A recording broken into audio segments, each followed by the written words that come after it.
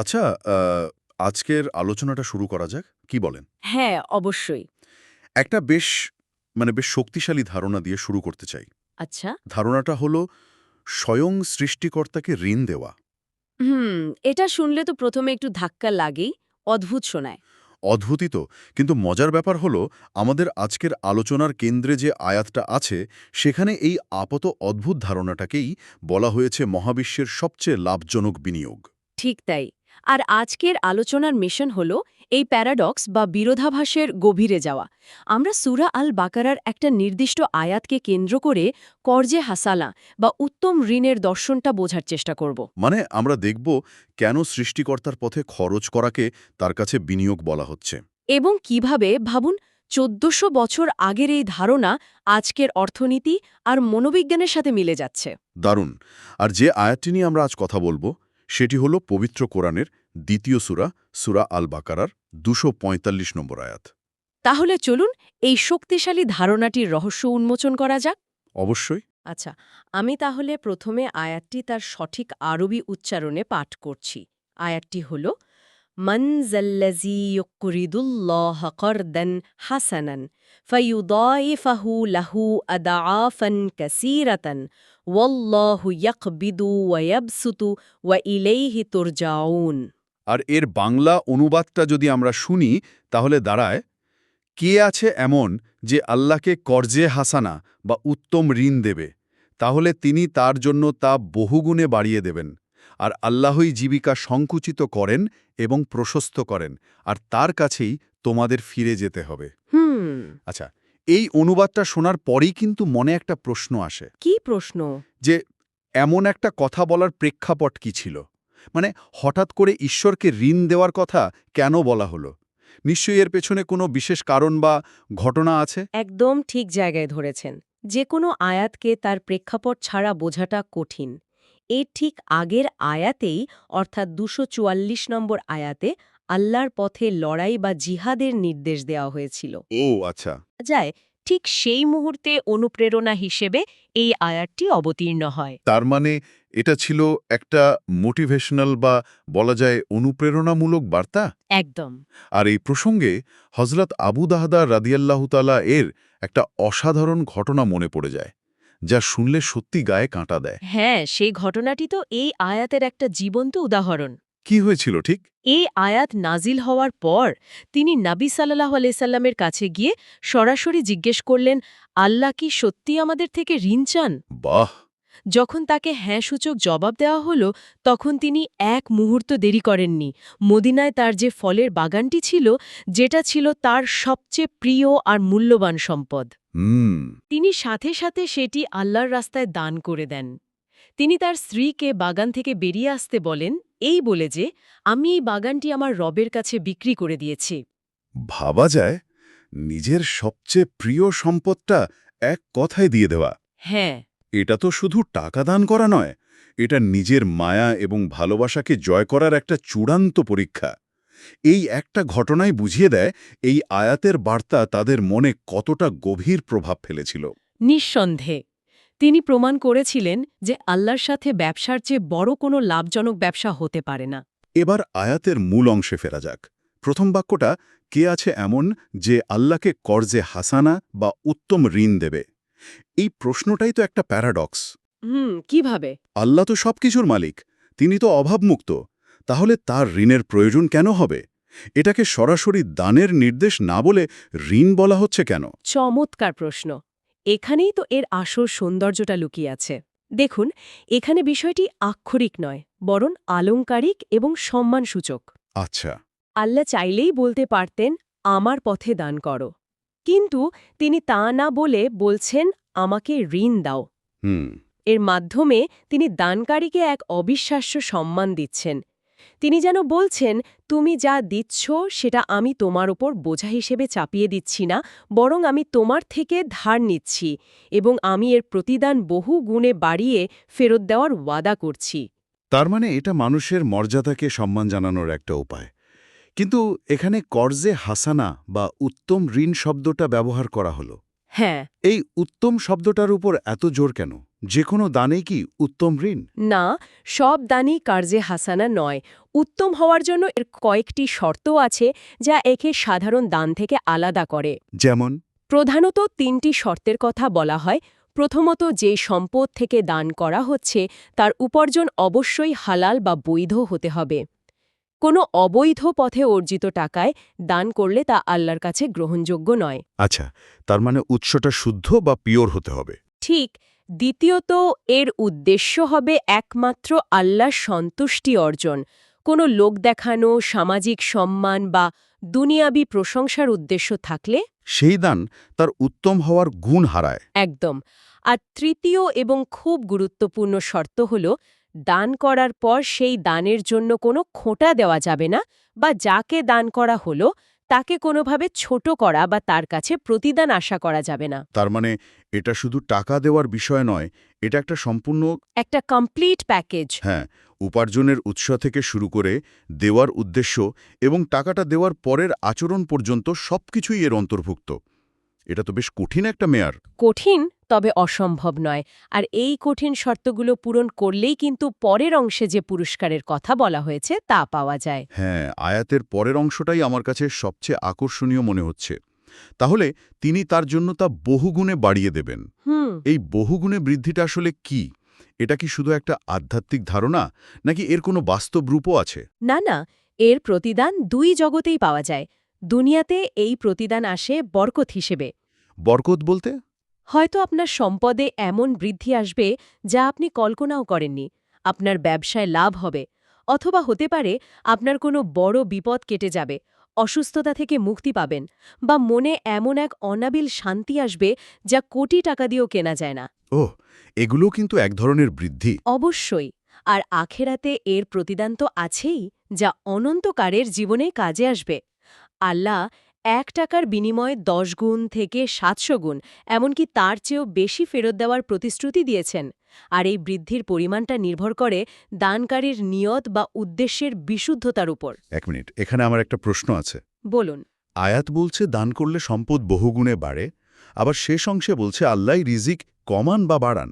এই দুটো ধারণা কি কিছুটা পরস্পর বিরোধী নয়? Interesting point. একদিকে বলা হচ্ছে আমাদের কাজের ফল আছে, অন্যদিকে বলা হচ্ছে সবকিছুই তার নিয়ন্ত্রণে। খুবই গুরুত্বপূর্ণ একটি প্রশ্ন। আপাতদৃষ্টিতে বিরোধী মনে হলেও আসলে দুটো ধারণা একে অপরকে পূর্ণ করে। কিভাবে? বিষয়টা অনেকটা একজন দক্ষ কৃষকের মতো। কৃষক জমিতে ভালো বীজ বপন করে, সার দেয়, যত্ন নেয়। এটা তার কাজ। কিন্তু ফসল কতটা ভালো হবে, বৃষ্টি হবে কিনা, বা কোনো প্রাকৃতিক দুর্যোগ আসবে কিনা, সেটার চূড়ান্ত নিয়ন্ত্রণ কিন্তু কৃষকের হাতে নেই। ঠিক তাই। তেমনি হালাল উপার্জন করা এবং আল্লাহর রাস্তায় দান করা হলো আমাদের কাজ, আমাদের প্রচেষ্টা। কিন্তু এর ফল কতটা বৃদ্ধি পাবে, আমাদের রিজিক কতটা প্রশস্ত হবে বা সংকুচিত হবে, তার চূড়ান্ত ক্ষমতা একমাত্র আল্লাহর হাতে। বাহ! এই অংশটি আমাদের মনে করিয়ে দেয় যে কৃপণতা করে সম্পদ আগলে রাখলেই যে তার টিকে থাকবে তার কোনো নিশ্চয়তা নেই। আবার দান করলেই যে কেউ ফকির হয়ে যাবে এমনটাও নয়। মূল চাবিটা তারই হাতে। বাহ! এই উদাহরণটা দিয়ে বিষয়টা একদম পরিষ্কার হয়ে গেল। আমরা আমাদের চেষ্টার জন্য দায়ী, ফলের জন্য নয়। আচ্ছা, এই কর্জে হাসানার ধারণাগুলো তো দারুণ, কিন্তু আজকের দিনে আমাদের দৈনন্দিন জীবনে এগুলো কিভাবে প্রয়োগ করা যেতে পারে? হ্যাঁ, আমাদের কাছে থাকা তথ্যসূত্রগুলোতে কিছু চমৎকার বাস্তব উদাহরণ দেওয়া আছে। সেগুলো কি কি?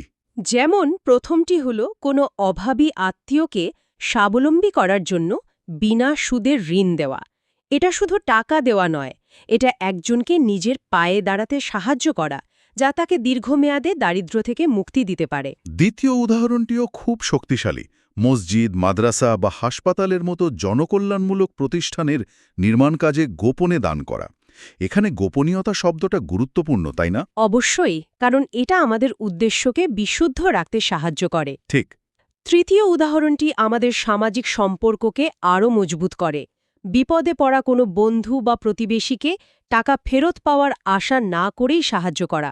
এখানে মূল বিষয় হল সহমর্মিতা এবং ব্রাদারহুড। এই চতুর্থ উদাহরণটা আমাকে একটু থামিয়ে দিল। নিজের কোনো প্রিয় জিনিস বা অনেক শখ করে জমানো টাকা ভালো কোনো কাজে দান করে দেওয়া।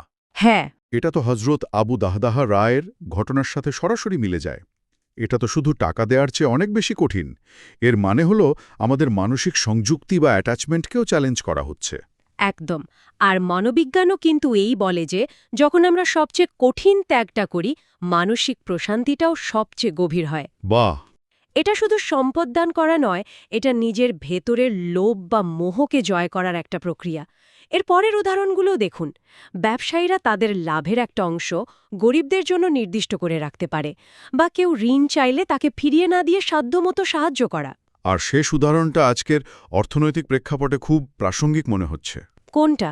অর্থনৈতিক মন্দার ভয়ে দান করা বন্ধ না করা, কারণ আমাদের বিশ্বাস রাখতে হবে যে রিজিকদাতা আল্লাহ, অর্থনৈতিক পরিস্থিতি নয়। এই উদাহরণগুলো আমাদের দেখিয়ে দেয় যে কর্জে হাসানার ধারণাটি কতটা ব্যাপক এবং আমাদের জীবনের প্রতিটি ক্ষেত্রে প্রয়োগযোগ্য। এই পর্যন্ত যা শুনলাম তা আধ্যাত্মিক এবং নৈতিক দিক থেকে খুবই শক্তিশালী, কিন্তু এখানেই যদি আলোচনা শেষ হতো তাহলে আমরা একটা বড় অংশ বাদ দিয়ে যেতাম। কোনটা? আমাদের তথ্যসূত্র বলছে এই ধারণার শিকড় আধুনিক বিজ্ঞান পর্যন্ত পৌঁছেছে, যা শুনলে অবাক হতে হয়।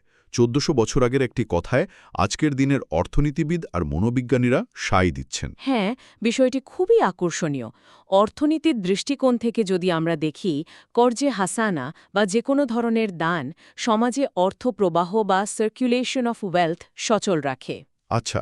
অর্থনীতিতে একটা মৌলিক কথা আছে, টাকা যত বেশি হাতবদল হবে, অর্থনীতি তত চাঙ্গা হবে। যখন ধনীরা তাদের সম্পদ সিন্ধুকে বা ব্যাংকে অলসভাবে জমিয়ে না রেখে সমাজে ছড়িয়ে দেয়, তখন সেই টাকা গরিব মানুষের হাতে যায়। তাতে কি হয়? এতে অর্থনৈতিক বৈষম্য কমে, সাধারণ মানুষের ক্রয় ক্ষমতা বাড়ে এবং সামগ্রিকভাবে একটি সুস্থ অর্থনীতি গড়ে ওঠে। তার মানে এটি কেবল একটা আধ্যাত্মিক কাজ নয়, এর একটি শক্তিশালী আর্থসামাজিক প্রভাবও রয়েছে। এটা সমাজের অর্থনৈতিক ইঞ্জিনকে সচল রাখার একটা উপায়। একদম। আর মনোবিজ্ঞানের দিক থেকে ব্যাপারটা কেমন? মনোবিজ্ঞানের দিকটা আরও বেশি ব্যক্তিগত এবং সরাসরি অনুভব করার মতো। আধুনিক নিউরোসায়েন্স বলছে, অন্যকে সাহায্য করলে বা নিঃস্বার্থভাবে দান করলে মানুষের মস্তিষ্কের রিওয়ার্ড সেন্টার সক্রিয় হয়। Reward centre. হ্যাঁ, রিওয়ার্ড সেন্টার। এর ফলে ডোপামিন ও এন্ডরফিনের মতো ফিল গুড হরমোন নিঃসৃত হয়, যা আমাদের মধ্যে মানসিক প্রশান্তি, আনন্দ এবং গভীর সুখের অনুভূতি তৈরি করে। বিজ্ঞানীরা এই অবস্থাকে হেল্পার্স হাই বলেন। অবিশ্বাস্য। তার মানে আল্লাহ যে প্রতিদানের কথা বলেছেন, যে বহুগুণ বৃদ্ধির কথা বলেছেন, তার একটি অংশ আমরা এই দুনিয়াতেই সঙ্গে সঙ্গে পেয়ে যাই। কিভাবে? আমাদের মস্তিষ্কের রাসায়নিক শান্তির মাধ্যমে। এটা তো একটা তাৎক্ষণিক পুরস্কার। একদম। আয়াতে যে বলা হয়েছে আল্লাহ বহুগুণ বৃদ্ধি করে দেন, তার একটি তাৎক্ষণিক দুনিয়াবী রূপ হতে পারে এই মানসিক প্রশান্তি ও অনাবিল সুখের অনুভূতি।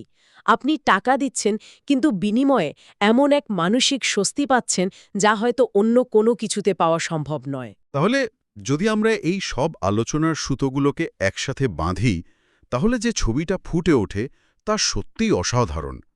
মূল শিক্ষাগুলো কি দাঁড়ায়? কয়েকটি মূল শিক্ষা এখানে একদম স্পষ্ট।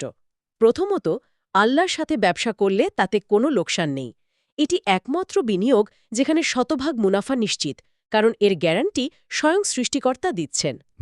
দ্বিতীয়ত, দান করলে বিপদাপদ দূর হয়, সম্পদে বরকত আসে এবং আল্লাহর সন্তুষ্টি অর্জন করা যায়, যা যেকোনো জাগতিক সম্পদের চেয়ে অনেক বেশি মূল্যবান।